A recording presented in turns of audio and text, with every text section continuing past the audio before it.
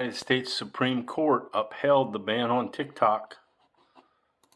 Right now, the clock is ticking toward a ban in this country on TikTok. That very popular social media app could go dark on Sunday after today's new decision from the U.S. Supreme Court. The justice is upholding a law that forces the app to sever ties with its Chinese parent company or be blocked in the U.S. ABC's Lionel Moise reports.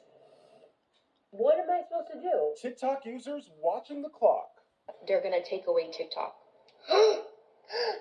The Supreme Court today upholding a congressional nationwide ban on the popular social media app with more than 170 million users in the U.S. alone. The Chinese-owned TikTok had challenged the sale or ban law on grounds it limits free speech, but the justices unanimously upheld the law, saying it did not violate First Amendment rights. The bipartisan law passed last year banned TikTok unless its Chinese owner ByteDance sells the company, citing a national security threat. TikTok is a threat to our national security and ought to be sold, not banned, but sold by the Chinese so they stop surveillance, illegal collection of information about Americans, and representing a threat to our national security. Many TikTokers are flocking over to the app RedNote. Hello, TikTok refugees from the U.S. Welcome to RedNote. It's also Chinese-owned, and intelligence officials have warned it could pose a security risk. A presidential executive order could delay the TikTok ban, which goes into effect Sunday, one day before President-elect Trump is sworn into office.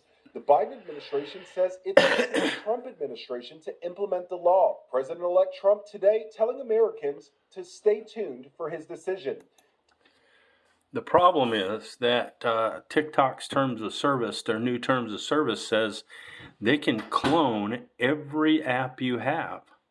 They can take every bit of information that's on your phone. Well, what if you work for the government? What if you work for the military? They're going to take every piece of information, including your banking information, your passwords, and everything else. They want to know everything from every app that's on every phone that uses TikTok, and that's in the terms of service. So when you sign up, you give them permission to do that, and that's why the Supreme Court says they got to get rid of it.